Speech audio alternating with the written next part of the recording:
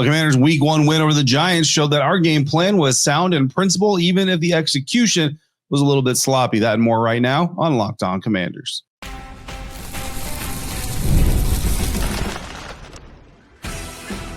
You are Locked On Commanders, your daily podcast on the Washington Commanders.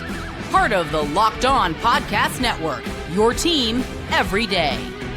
This is Locked On Commanders. I am David Harrison, your guy on the ground covering the Washington Commanders for WUSA 9, here with you 5 days a week. And you can also find me writing about the Washington Commanders for Sports Illustrated's CommanderGameDay.com. I want to thank you for, you can also follow me on X at DHarrison82 if you'd like. I want to thank you for making Locked On Commanders your first listen or review. And a special thank you goes out to all of the everydayers. Those of you who come through for every single episode, welcome to another one. If it's your first time coming to the show, welcome. Happy Victory Monday to you all as we record this episode the day after the Washington Commanders 21-6 win over the New York Giants to start the season. Coming up on today's episode, we are doing our after action review. And if you're newer to the show, yes, Dan Quinn does AARs as well. Yes, we do them on this show as well. No, we're not copying Dan Quinn.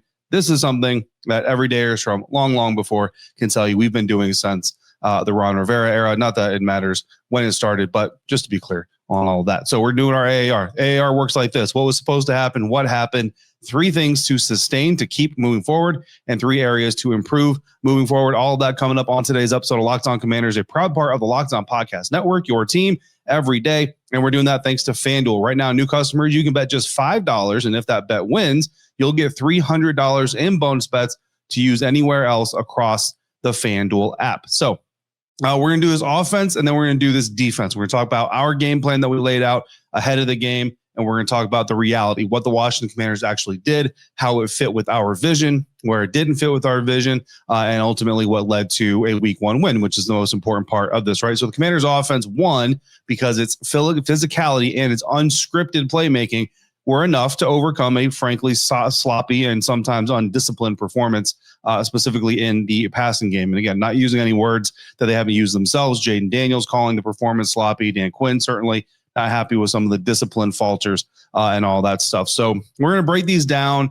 as we do these throughout the season into 3 pillars. 3 pillars on offense, 3 pillars on defense. The first pillar of the offense was really in the trench. It was the trench warfare that really worked well for the Washington Commanders. So in our game plan, we talked about this trench warfare, right? We predicted that the Commanders should or would attack the Giants' interior defensive line, called it fundamentally soft. Like, I know Dexter Lawrence is a really good interior defensive lineman, right? But he's not the only part of the interior defensive line, and especially the run defense. And so that's what we really thought the Washington Commanders should or even would target. We scripted a halfback duo type of a game plan, a physical 2 tight end run play that makes the primary statement of physicality for the Washington Commanders offense. And what actually happened in the game was, well, very similar to what exactly we said. The offense dominated this game on the ground against the New York Giants, rushing 32 times for 220 yards, a 6.9 yards per carry average for the team as a whole. And last year, we know that the running game overall as a whole was successful, but it was pretty much all Jaden Daniels. Well, this week, at least in Week 1, not the case. Running back Jacory Croskey-Merritt, Bill, was just amazing, right? 10 carries, 82 yards, 8.2 yards per carry average, and a touchdown. Now, Jaden Daniels obviously did his thing as well, and certainly was a very important part of the rushing attack. 11 carries for 68 yards, some of those scripted, a lot of those unscripted, right? The key play of the Washington Commanders rush offense was Bill's first career touchdown. Came on a 6-yard run, which I'm telling you guys, like, every time I go back and look at this play and realize it was only 6 yards, for some reason I feel like it was a lot longer, but 6-yard rushing touchdown really helped establish the physical dominance, both as blockers up front to open up those angles and those lanes where these guys are running through, but also the running backs to take advantage of them. The ultimate proof of concept came in the final offensive drive, 2 minutes, 39 seconds left on the clock.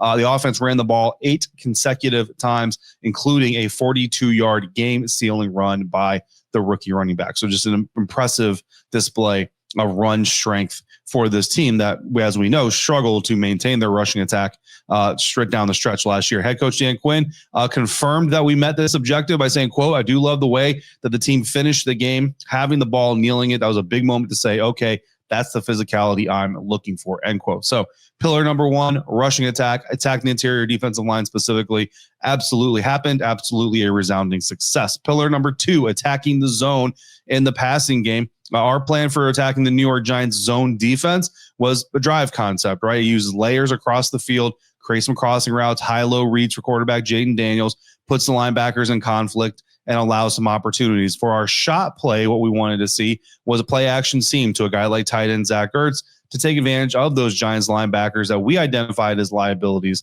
in coverage. Now, the passing game was effective in moments, but ultimately, obviously, was very ineffective. Or I don't say ineffective, inconsistent is a better word. As the New York Giants defense.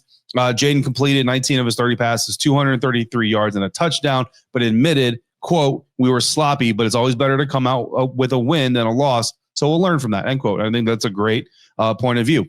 The deep shot to Zach Ertz did not materialize. That seam route to Zach Ertz did not come out in the game, but the principle of using him in key situations was perfectly executed, right? He scored the game's first touchdown, 7-yard pass from Jaden Daniels, obviously validating his role as a primary red zone target. Not a big surprise there. We originally reported that was the same play that he scored on against the Atlanta Falcons. Zach said after the game that it wasn't the same play, that he ended up running the route a very similar way, but because he decided to, not because it was drawn up that way. I don't know. It kind of sounds like a tomato thing to me, but it is what it is. DQ talked about the inconsistency, saying, quote, didn't hit all the markers in the passing game today, end quote, but still saw some layers, still saw some things. There was a big pass to Deebo Samuel on a 2nd and 15, I think, that used kind of a layered concept. So certainly some drive concepts in there, not as clearly used the way we said it would be as the running game attack, but still in there in elements. Pillar number 3 is not something that we predicted, something that we game planned, because truthfully, I'm not going to come to you every week and say, also part of the game plan is be off schedule and let Jaden Daniels do great things off schedule. That's kind of a no dub, but it was a very important part of this week 1 win, the unscripted offense. Some of the most critical moments of this offensive game were unscripted, and those are always going to be a part of this Washington Commanders attack. But again, though you don't plan unscripted, that's why they're called unscripted, right? You can't script them. But it's a huge part of why this team has an advantage. It is never truly out of any drive or any series. Or any game, right? Jaden Daniels' mobility, certainly a decisive factor. Extended drives, 68 rushing yards when plays broke down. Had a key play of Deebo Samuel providing a game-sealing score with a 19-yard touchdown on a run jet sweep in the 4th quarter that Quinn described as, quote-unquote, quintessential him, talking about Deebo, showcasing the dynamic elements that Samuel brings to the offense. So some of those scripted, some of those unscripted, or even that jet run by Deebo Samuel, like the initial blocks were there, but Deebo really had to navigate through the traffic, make a play, dive for that pylon a la Taylor Heineke to get into the end zone for what was, not the game-winning score because they ended up having more points on their first touchdown than the Giants scored in the entire game, but certainly the score that you could kind of say, all right, now this game is officially pretty much out of reach for the New York Giants. The Washington Commanders in-house stadium crew decided to pull out Enter Sandman right after that score, which I thought was great timing, got the stadium really jumping.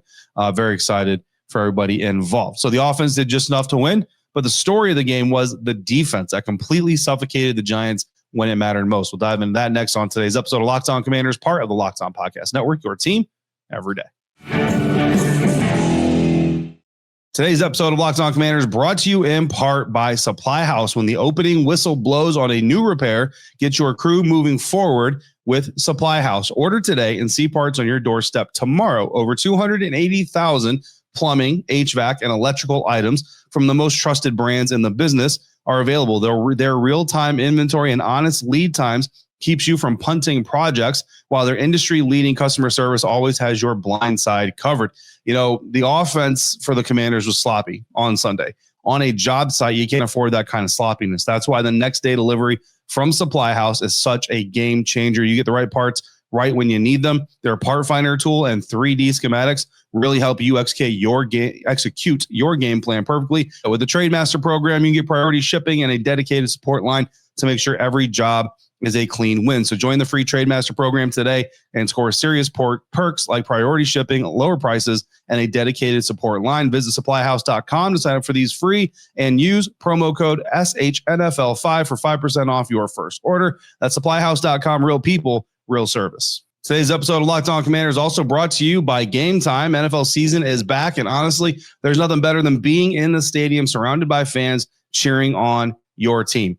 But let's be honest, getting tickets can be a hassle. That's why when people ask me the best way to get tickets, I tell them to use Gametime, the app that gives the advantage back to the fans. Gametime is fast, it's easy, and it's backed by the Gametime guarantee. You'll always get 100% authentic tickets delivered on time and at the best price. And being at the stadium on Sunday, I was reminded that some moments have to be experienced live. When the defense made that game-changing goal line stand and the fourth quarter, the energy from the crowd was something you just can't replicate listening to it from your television speakers. That's a moment you want to be a part of, and Gametime makes it easy. You can see the exact view from your seat before you buy as well. So download the Gametime app, create your account, use the code LOCKEDONNFL for $20 off your first purchase. Terms apply. Again, that's promo code LOCKEDONNFL for $20 off. Download Gametime today. The story of the defense for the Commanders wasn't the specific scheme they ran, but rather a dominant red zone performance that single-handedly changed the outcome of this game. And our first pillar here, and just a quick refresher, 3 times the New York Giants got into goal-to-go situations. Twice they were turned away with just field goals. Once they were turned away with nothing, turnover on downs as they went forward on fourth down, trying to catch up with the Washington Commanders. And that's, it's bend, don't break. You love to see a defense get off the field 3 and out every single series, but that's just not the reality of the NFL most days. So giving up no touchdowns is about the next best thing, just giving up no points altogether. So 3 pillars for the defense again, like we did with the offense. What was supposed to happen, what actually happened. So the first pillar was the quarterback trap, right? Interior pressure, get into the face of Russell Wilson, sack him, knock him down, hit him all game long. That was our defensive plan. Started off with an A-frame blitz, right? Double A gap blitz, whatever you want to call it, is something that we were looking for to try to exploit their weak interior offensive line. Now, the defense did generate a ton of pressure, but they did so with their front 4, winning a lot of those one-on-one matchups, not really needing a lot of blitzes. So you love that. So this is a situation where, no, our game plan was not really instituted in this game, but for a great reason. And then you would love to see that front 4 getting pressure pretty much every single game. Bobby Wagner credited the front 4 after the game saying, quote, "The D-line did a great job. They were in the backfield making it easy on us. It really was a testament to them on how much they were just in the backfield causing havoc," end quote. And it was a good thing because Frankie Louvu, man, there was an insider. Shout out to Insider Tia because she saw it too. And when we talked to Frankie a little bit after the game about it, but they were all over him. Teams are definitely game planning against Frankie Louvu. Defensive tackle, Jerron Payne was a disruptive force. Got a sack, tackle for loss, 2 QB hits, 2 batted passes. Just a great week 1 game for Jerron Payne. We also talked about the newcomers a lot in our last episode, our immediate post-game episode. I wrote a story about the newcomers, Javon Kinlaw, Dietrich Wise, among those guys, safety Will Harris, having a major impact in this game early and often. But it was great to see Jerron Payne, a guy who has been here, been part of that struggle crew that went through that previous era of Washington football. So great to see him being a part of the success here with this new era in the second year under Dan Quinn. So that's pillar number 1. So again, no, our game plan install did not get used, but I'll tell you right now, man, I will take 4-man pressure, just like the Washington Commanders will take 4-man pressure any day of the week, any week of the season. Pillar number 2, containing the quarterback. What we called for, show 6, drop spy. You know what I mean? Show a lot of pressure up front, drop into a zone scheme, put a spy on Russell Wilson, bait Russell Wilson with disguised coverages, try to neutralize his scrambling threat. It was a mixed bag. Some of it worked, some of it didn't. The defense held Wilson to just 157 net passing yards, recorded 2 sacks, a lot of hits, but he was also the Giants' leading rusher with 44 yards rushing on 8 carries. DQ did say after the game, quote, "We weren't pleased that he was able to scramble a few times for first downs," end quote. So, yeah, a little bit of a mixed bag there. Certainly a lot of pressure put on him. When I predicted the interception for Quan Martin before the game, that's kind of what I said. I was like, get a lot of pressure on him, hit him in the face, come right up the middle at him, and he's gonna end up throwing passes that are just kind of panicked, not necessarily fully fleshed out or thought out, and those are going to open the door to potentially take away opportunities. It worked, to perfection for the most part, in the sense that Quan Martin came away with an interception, but again, robbed of it by what I call a bogus penalty. And it worked enough that Giants fans and New York media and some national media are already calling for Russell Wilson to be benched for Jackson Dart, which I think is a little premature. And honestly, even the New York Giants, senior quarterback, get harassed as much as he did by 4-man rushes against an aggressive defense that wasn't actually blitzing as much as they probably could have or should have against other teams. Do you really want to put your rookie quarterback back there in that situation? Kind of thinking, no, you don't. So anyway, that's a Giants conversation. Pillar number 3, the red zone fortress, perhaps the most important pillar, but it's not really 1, 2, 3 as far as ranking, just 1, 2, 3 in conversation order. What we thought would happen. We talked about a load press defense, right? Load press defense is you load up the line of scrimmage, you put a whole bunch of dudes in the box. Sometimes you bring 4, sometimes you bring 5, 6, 7, 8, up to however many guys you want to bring.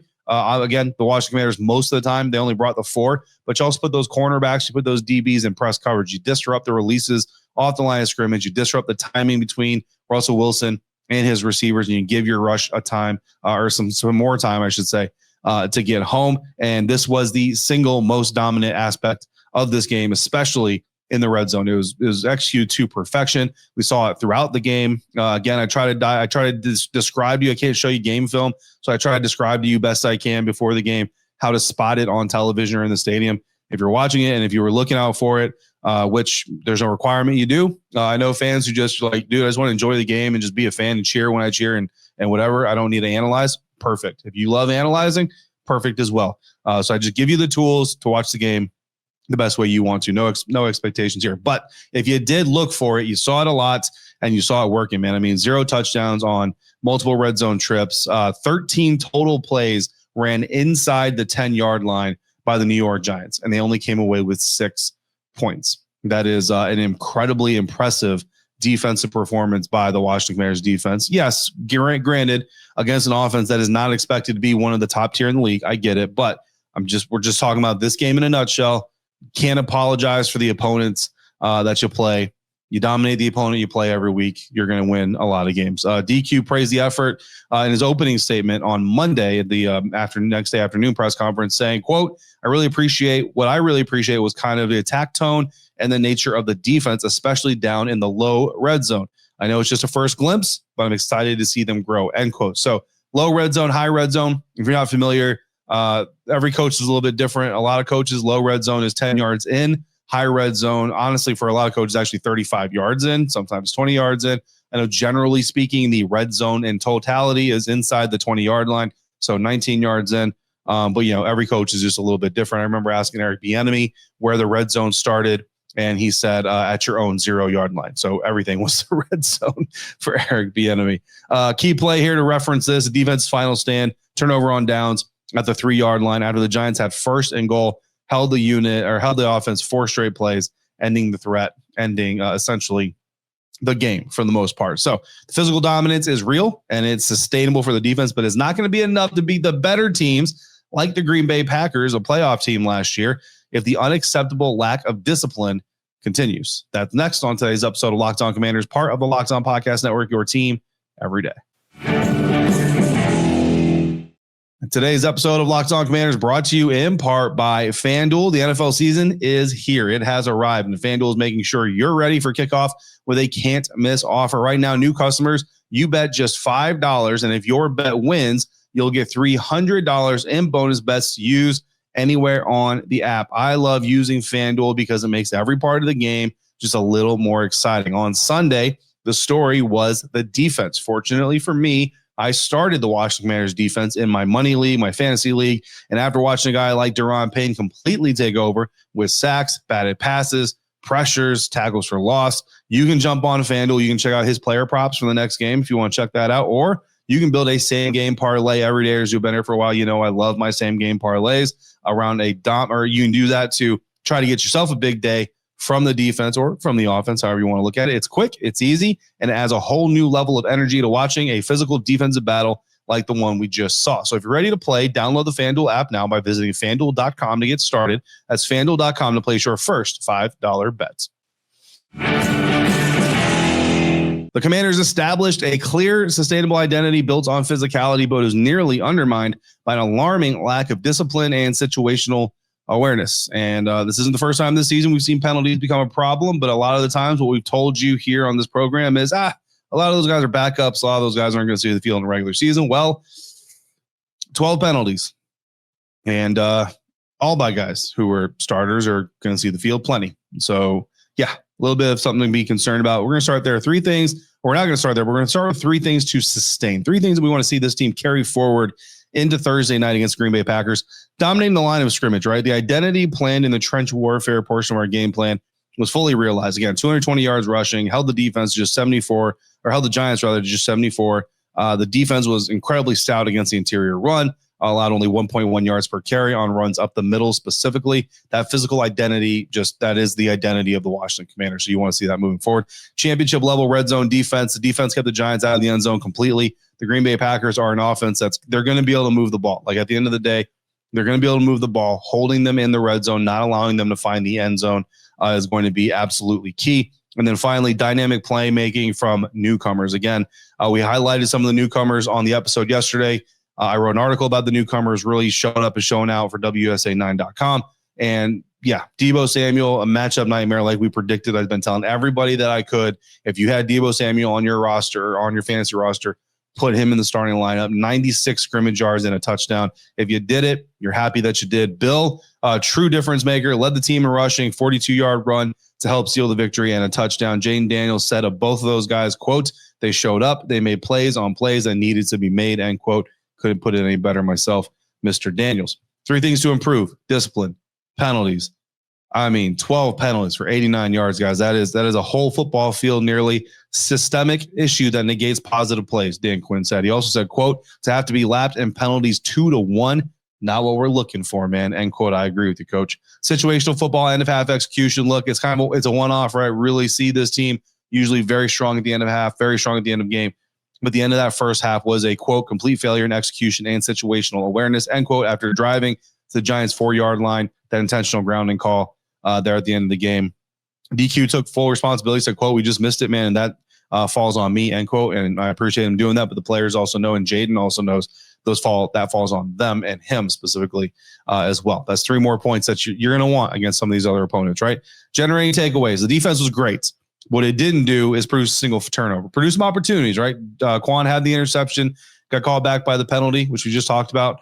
Even if I don't agree with the penalty, it still happened. You got to clean that up. There was a forced fumble by Will Harris earlier in the game. Russell Wilson, unfortunately, fell right on top of it.